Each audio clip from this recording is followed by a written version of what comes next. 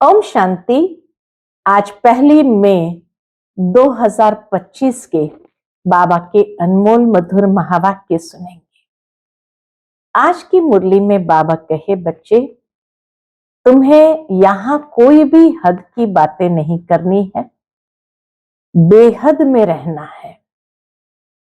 साथ ही साथ बाबा कहे, तुम्हें अंदर ही अंदर ये घोटते जाना है कि हम ये देह नहीं है, आत्मा है। हम आत्मा सतो प्रधान थे, फिर अब तमो प्रधान पतित बने हैं। अब बाप की याद से हमें पावन बनना है। बाबा कहे, तुम आए हो यहां बहुत सहज रीति से श्रेष्ठ बनने। कैसे बनते हैं? तो एक तो बाबा कहे, तुम बच्चों को दैवी गुणों को धारण करना है। दूसरा, आत्म अभिमानी बनना है। जितना आत्म अभिमानी बनते जाएंगे, दैवी गुण धारण करते जाएंगे, तो देवता बनना सहज हो जाएगा। सुनते हैं आज के बाबा के अनमोल मधुर महावाक्य। ओम शांति। मीठे बच्चे, तुम बेहद के बाप से बेहद का वर्षा लेने आए हो। यहां हद की कोई बात नहीं। तुम बड़े उमंग से बाप को याद करो तो पुरानी दुनिया भूल जाएंगी।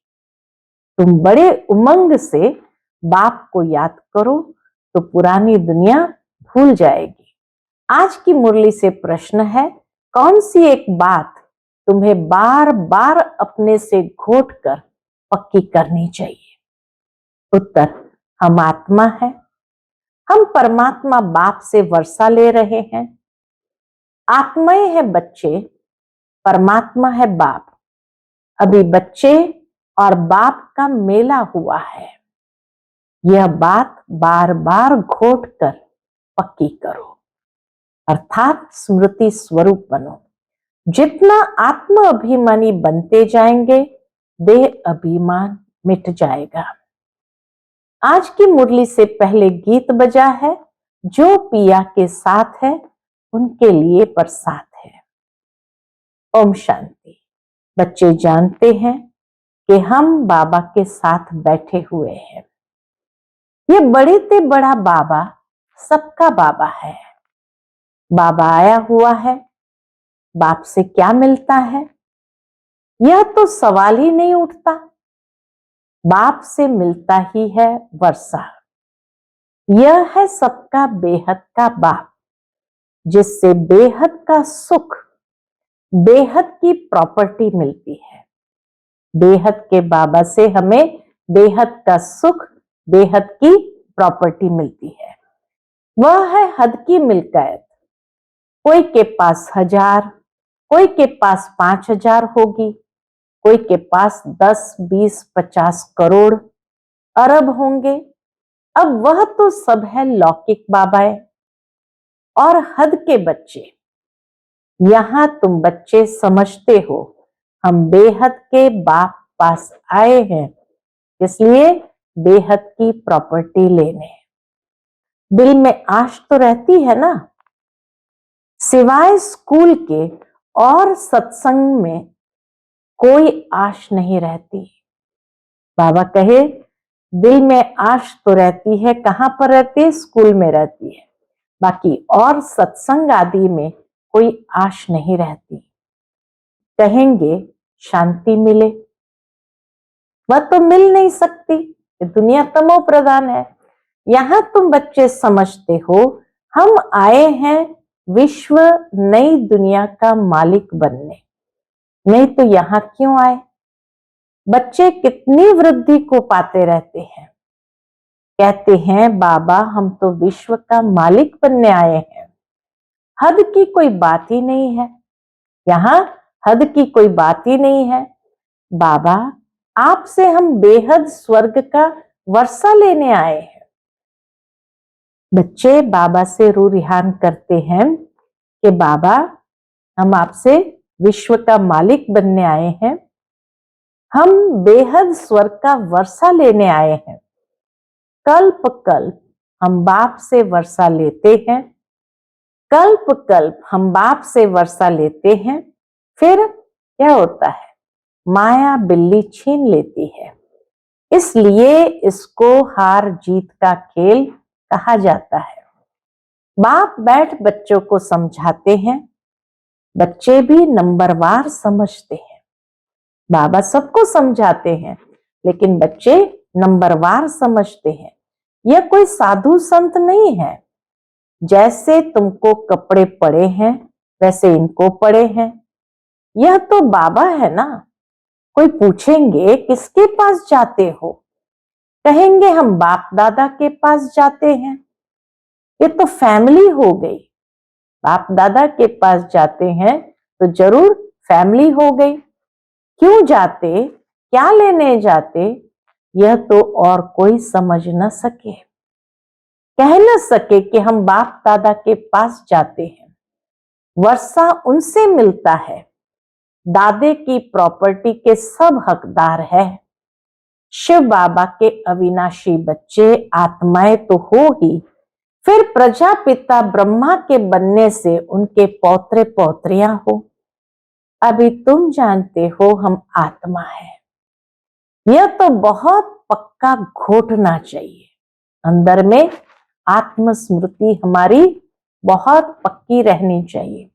हम आत्माएं, परमात्मा बाप से वर्षा लेते हैं। हम आत्माएं बाप से आकर मिले हैं। आगे तो शरीर का भान था, फलाने फलाने नाम वाले ही प्रॉपर्टी लेते हैं। अभी तो है आत्माएं परमात्मा से वर्षा लेते हैं। आत्माएं है बच्चे, परमात्मा है बाप। बच्चे और बाप का बहुत समय के बाद मेला लगता है।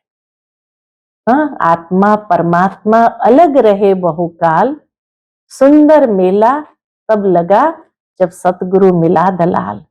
तो बाबा कहे बच्चे और बाप का बहुत समय के बाद मेला लगता है। एक ही बारी, कल्प में एक ही बारी।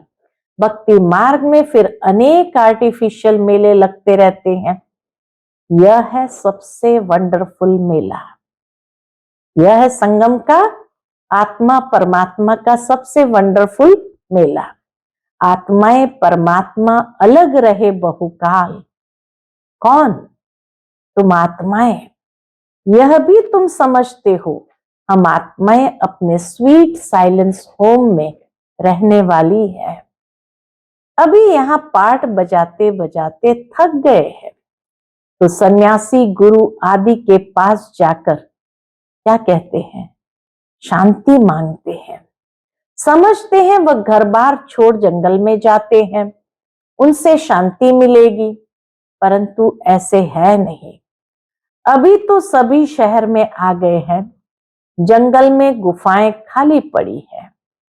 गुरु बनकर बैठे हैं, नहीं तो उन्हों को निवृत्ति मार्ग का ज्ञान दे, पवित्रता सिखलानी है।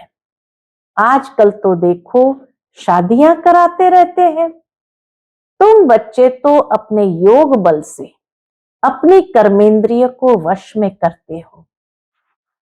बाबा कहे तुम योग बल से अपनी कर्मेंद्रिय को अपने वश में करते हो। कर्मेंद्रियां योग बल से शीतल हो जाएंगी। कर्मेंद्रियों में चंचलता होती है ना, अब कर्मेंद्रिय पर जीत पानी है।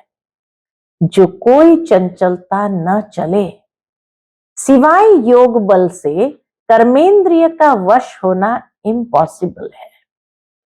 योग बल से ही कर्मेंद्रियां वश होती है, नहीं तो बाबा का इम्पॉसिबल है। बाप कहते हैं कर्मेंद्रिय की चंचलता योग बल से ही टूटेगी। आखिर योग बल माना परमात्मा शक्ति का बल है, तो उसी से ही कर्मेंद्रिय की चंचलता टूटेगी। योग बल की ताकत तो है ना, इसमें बड़ी मेहनत लगती है।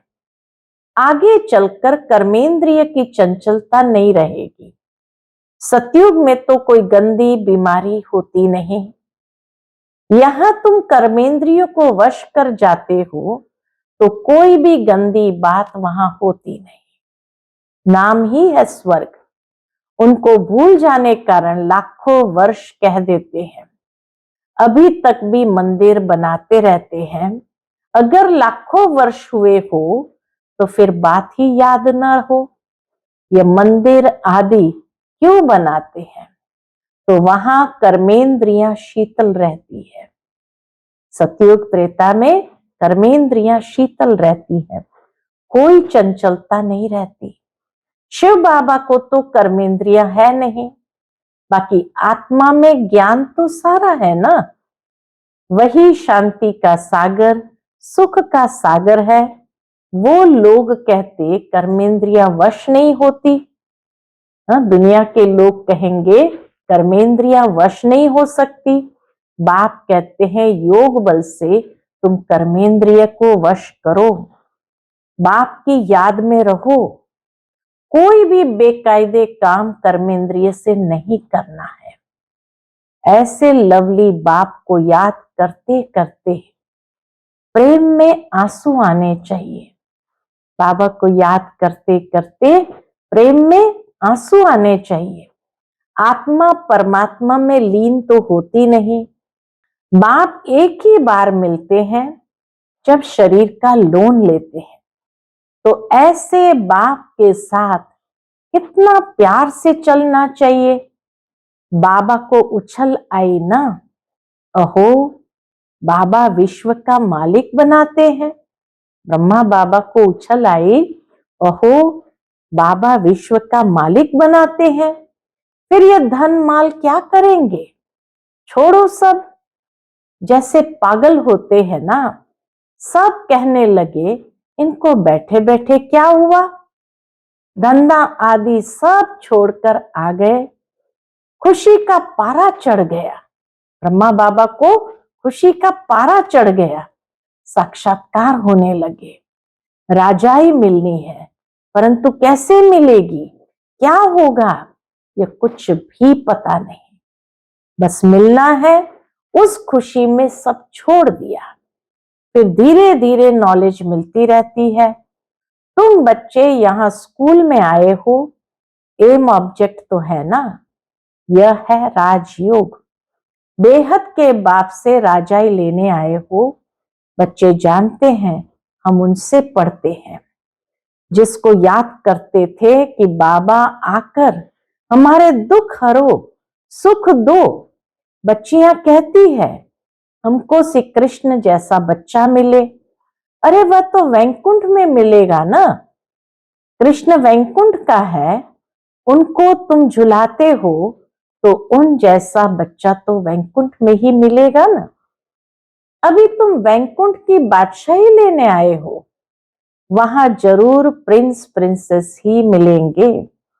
पवित्र बच्चा मिले, ये आश भी पूरी होती है। यूं तो प्रिंस प्रिंसेस यहां भी बहुत है, परंतु नरकवासी है। तुम चाहते हो स्वर्गवासी को। पढ़ाई तो बहुत सहज है। बाप कहते हैं तुमने बहुत भक्ति की है, धक्के खाए हैं, तुम कितना खुशी से तीर्थों आदि पर जाते हो, अमरनाथ पर जाते हैं। समझते हैं शंकर ने पार्वती को अमर कथा सुनाई। अमरनाथ की सच्ची कथा तुम अभी सुनते हो। यह तो बाप बैठ तुमको सुनाते हैं। तुम आए हो बाप के पास, जानते हो ये भाग्यशाली रथ है, इसने ये लोन पर लिया है। हम शिव बाबा के पास जाते हैं, उनकी ही श्रीमत पर चलेंगे। कुछ भी पूछना हो तो बाबा से पूछ सकते हो। कहते हैं बाबा हम बोल नहीं सकते, या तो तुम पुरुषार्थ करो, इसमें बाबा क्या कर सकते हैं। बाप तुम बच्चों को श्रेष्ठ बनने का सहज रास्ता बताते हैं। एक तो कर्मेंद्रिय को वश करो, दूसरा दैवी गुण धारण करो। कोई गुस्सा आदि करे तो सुनो नहीं। श्रेष्ठ बनने का सहज रास्ता है, एक तो कर्मेंद्रिय को वश करो और दूसरा दैवी गुणों को धारण करो। कोई गुस्सा आदि करे तो सुनो नहीं, एक कान से सुन दूसरे से निकाल दो। जो इविल बात पसंद न आए उसे सुनो ही नहीं। देखो पति क्रोध करता है, मारता है तो क्या करना चाहिए?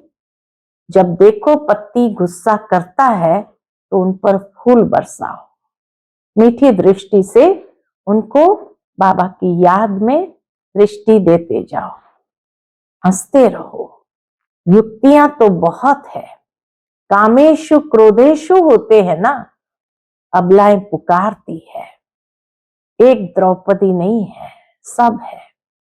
तो बाबा ने यहां जब कहा कि पति अगर गुस्सा करता है तो उन पर फूल बरसाओ, हंसते रहो, भावार्थ कोई स्थूल में फूल बरसाने की बात नहीं है या स्थूल में हंसने की बात नहीं है, लेकिन ऐसे समय पर शुभ भावना शुभ कामना के फूल बरसाओ। उनको जैसे शुभ भावना शुभ कामना दुआएं दो, ये फूल बरसाना है। और हंसते रहो का मतलब है अपनी स्थिति को बहुत सुंदर बनाओ, अंदर में सुकून का अनुभव करो, खुशी में रहो। बाकी स्थूल में हंसने की या फूल बरसाने की बात बाबा ने नहीं किया है। तो बाबा कहे युक्तियां तो बहुत है, कामेशु क्रोधेशु होते हैं ना, अबलाएं पुकारती है। एक द्रौपदी नहीं, सब है। अब बाप आए हैं नंगन होने से बचाने। बाप कहते हैं इस मृत्यु लोक में यह तुम्हारा अंतिम जन्म है। हम तुम बच्चों को शांति धाम ले जाने आया हूं, वहां पतित आत्मा तो जा न सके। शांति धाम में पतित आत्मा तो जा न सके, इसलिए मैं आकर सबको पावन बनाता हूं। जिसको जो पार्ट मिला हुआ है वह पूरा कर अब सबको वापस जाना है। सारे झाड़ का राज बुद्धि में है, बाकी झाड़ के पत्ते थोड़ी कोई गिनती कर सकते हैं। तो बाप भी मूल बात समझाते हैं, बीज और झाड़। बाकी मनुष्य तो ढेर है, एक एक के अंदर को थोड़ी बैठ जानेंगे। मनुष्य समझते हैं भगवान तो अंतर्यामी है, हर एक के अंदर की बात को जानते हैं। यह सब है अंधश्रद्धा, बाबा को जानने की दरकार नहीं है। बाप कहते हैं तुम हमको बुलाते हो कि आकर हमको पतित से पावन बनाओ, राजयोग सिखाओ। अभी तुम राजयोग सीख रहे हो, तो बाप कहते हैं मुझे याद करो। बाबा हर एक के अंदर की बात को जानने के लिए थोड़ी आए हैं, वो आए ही है राजयोग सिखाने, पतित से पावन बनाने। तो बाबा कहते मुझे याद करो। बाप यह मत देते हैं ना, बाप की श्रीमत और गत सबसे न्यारी है, गत मत सबसे न्यारी है। मत यानी राय, जिससे हमारी सदगति होती है, वही एक बाप हमारी सदगति करने वाले हैं, दूसरा ना कोई। इस समय ही बुलाते हैं, सतयुग में तो बुलाते नहीं हैं। अभी ही कहते हैं सर्व का सदगति दाता एक राम। जब माला फेरते हैं तो फेरते फेरते जब फूल आता है तो उनको राम कह आंखों पर लगाते हैं। जपना है एक फूल को, बाकी है उनकी पवित्र रचना। माला को तुम अच्छी रीति जान गए हो, जो बाप के साथ सर्विस करते हैं उनकी यह माला है। शिव बाबा को रचता नहीं कहेंगे, रचता कहेंगे तो प्रश्न उठेगा कि कब रचना रची। प्रजापिता ब्रह्मा अभी संगम पर ही ब्राह्मणों को रचते हैं ना। शिव बाबा की रचना तो अनादि है ही, सिर्फ पतित से पावन बनाने के लिए बाप आते हैं। अभी तो है पुरानी सृष्टि, नई में रहते हैं देवताएं। अब शूद्र को देवता कौन बनाए? अभी तुम फिर से बनते हो, जानते हो बाबा हमको शूद्र से ब्राह्मण, ब्राह्मण से देवता बनाते हैं। अभी तुम ब्राह्मण बने हो देवता बनने के लिए, मनुष्य सृष्टि रचने वाला हो गया ब्रह्मा, जो मनुष्य सृष्टि का हेड है। बाकी आत्माओं का अविनाशी बाप तो शिव ही है। ये सब नई बातें तुम सुनते हो। जो बुद्धिमान है वह अच्छी रीति धारण करते हैं। आहिस्ते आहिस्ते तुम्हारी भी वृद्धि होती जाएगी। अभी तुम बच्चों को स्मृति आई है। क्या स्मृति आई है? कि हम असुर देवता थे, फिर 84 जन्म कैसे लेते हैं, सब राज तुम जानते हो। जास्ती बातों में जाने की दरकार नहीं है। बाप से पूरा वर्षा लेने के लिए मुख्य बात बाप कहते हैं। क्या कहते हैं? एक तो मुझे याद करो, दूसरा पवित्र बनो, स्वदर्शन चक्रधारी बनो और आप समान बनाओ। 4 बातें कहते हैं। बाप से पूरा वर्षा लेने के लिए मुख्य बात बाबा 4 बताते हैं। एक तो मुझे याद करो, दूसरा पवित्र बनो, स्वदर्शन चक्रधारी बनो और आप समान बनाओ। कितना सहज है। सिर्फ याद ठहरती नहीं है, नॉलेज तो बड़ी सहज है। अभी पुरानी दुनिया खत्म होनी है, फिर सतयुग में नई दुनिया में देवी देवताएं राज्य करेंगे। इस दुनिया में पुराने ते पुराने ये देवताओं के चित्र है, वह इन्हों के महल आदि है। बाबा कहे पुराने ते पुराने ये देवताओं के चित्र है, वह इन्हों के महल आदि है। तुम कहेंगे पुराने ते पुराने, हम विश्व के महाराजा महारानी थे। शरीर तो खत्म हो जाते हैं, बाकी चित्र बनाते रहते हैं। अभी यह थोड़ी किसको पता है, ये लक्ष्मी नारायण जो राज्य करते थे वह कहाँ गए, राजाई कैसे ली। बिरला इतने मंदिर बनाते हैं परंतु जानते नहीं। पैसे मिलते जाते हैं और बनाते रहते हैं, समझते हैं ये देवताओं की कृपा है।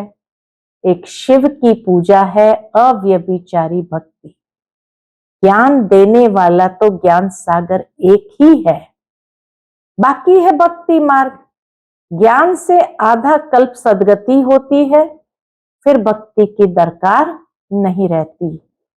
ज्ञान, भक्ति, वैराग। अब भक्ति से पुरानी दुनिया से वैराग, पुरानी अब खत्म होनी है, इसमें आसक्ति क्या रखे। अब तो नाटक पूरा होता है, हम जाते हैं घर, वह खुशी रहती है। कई समझते हैं मोक्ष पाना तो अच्छा है, फिर आएंगे नहीं। आत्मा बुदबुदा है जो सागर में मिल जाता है। ये सब गपोड़े हैं। एक्टर तो एक्ट करेगा जरूर, जो घर बैठ जाए वह कोई एक्टर थोड़ी हुआ।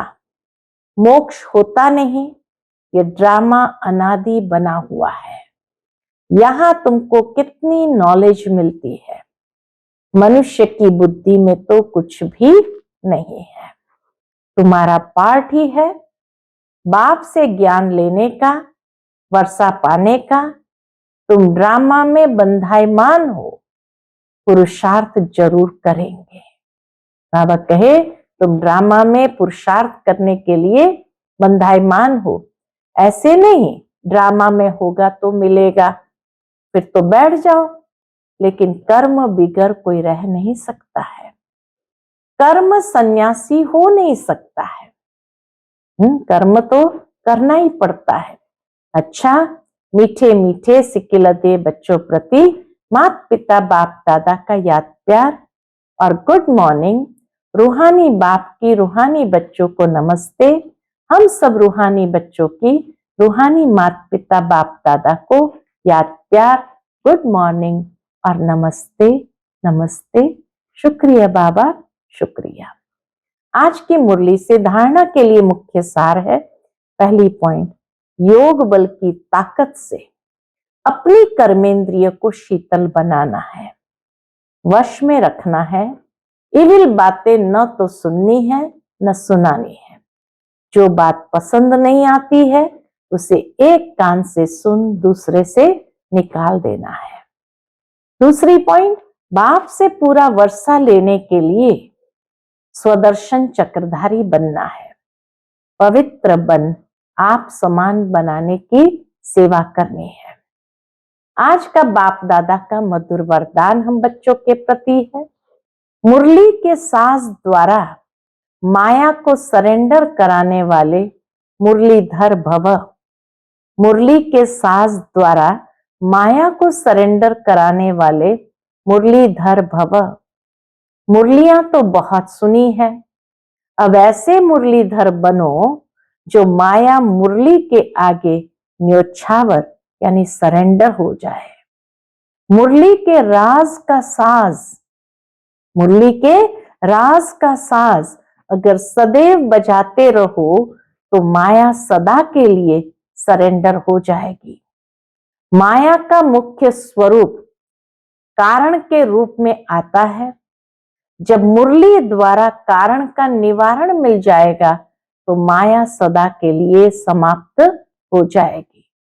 कारण खत्म अर्थात माया खत्म। आज का स्लोगन है, अनुभवी स्वरूप बनो तो चेहरे से खुशनसीबी झलक दिखाई देंगे। अनुभवी स्वरूप बनो तो चेहरे से खुशनसीबी की झलक दिखाई देंगी। आज का व्यक्त इशारा, रूहानी रॉयल्टी और प्यूरिटी की पर्सनालिटी धारण करो। रूहानी रॉयल्टी और प्यूरिटी की पर्सनालिटी धारण करो। संगम योगी ब्राह्मण जीवन की विशेषता पवित्रता है। प्रवृत्ति में रहते अपवित्रता से निवृत्त रहना, स्वप्न मात्र भी अपवित्रता के संकल्प से मुक्त रहना, यही विश्व को चैलेंज करने का साधन है। यही आप ब्राह्मणों की रूहानी रॉयल्टी और पर्सनालिटी है। अच्छा, ओम शांति।